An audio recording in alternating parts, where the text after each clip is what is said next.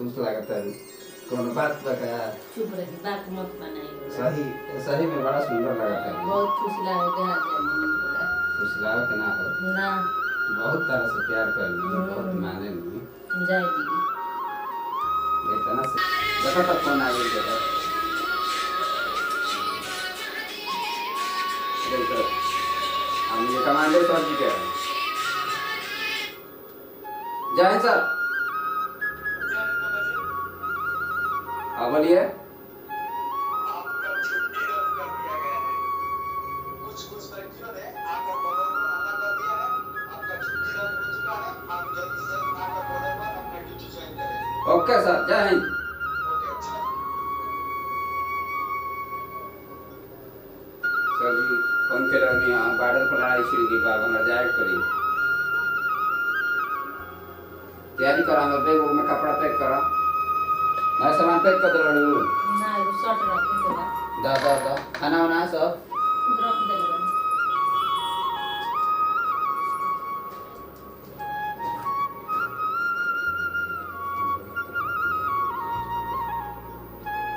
जान जरूरी बा। ना जाई ना हो जा डिप्टी काहे ना देखल हो कि लड़ाई छिड़ गई बा। सब फोन के रहनी है भाग छुट्टी ले ले रहनी है तो फिर जाए। छुट्टी ले ला में तो हमके छुट्टी मिलिट्री के आदमी के छुट्टी के कौन गारंटी बा। फिर हम आई दुश्मन के मार के फिर हम तुरंत आई वापस जाता नहीं लेके दुश्मन के सीना में तिरंगा गाड़ी के आई। तू मन उदास मत कर। मन का उदास करता है? हाँ मन का उदास कर बड़ू मिलिट्री जवान फौजी के आदमी के मेहरारू ऐसे ही मन उदास कर ले। हाँ फिर तो हमरा ही जाएगा देश के रक्षा करे खातिर अगर हमार जानो चाहिए देश पर शहीद हो जाई तो एक बूंद रोइया मत। हम देश खातिर अमर हो जाई तो रोक नहीं खे। रुकिए शर्ट ले भाई बन गया तो। कैसन सर ले लू का हाँ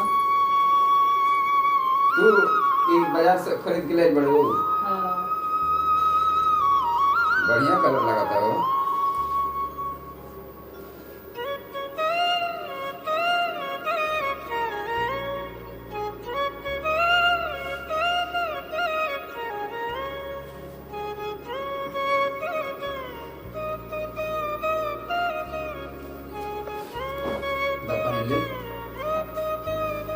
इस शर्ट के जब पहने तब तक तरह की याद करो।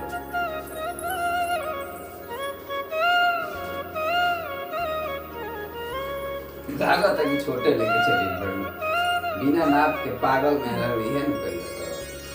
हां लव कोनो सामान देखिए सन आ ले लिया सन बढ़िया अच्छा लगता है। अच्छा लगता है अच्छा लगता है भाई पेट लौकी अच्छा लगता है। हां ये का कही ए चलो कुछ और कहो तार प्यार से खिले और तो हम कुछ और कहेंगे। चलो तब ठीक बा चल चले ना रखो हम बंद कर देता नहीं। रुकिए आओ तो रुक जाए कन्या अब का छुट्टी है हमार लेट होई भाई ना ले रुक जाए। यो बाकी बका हाँ चलो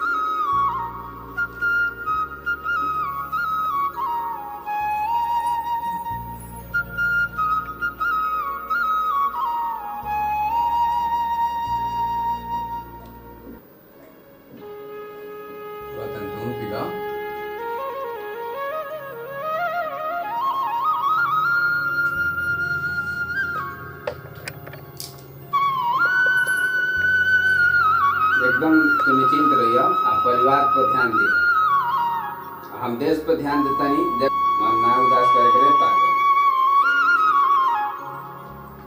चलते नहीं। हाँ?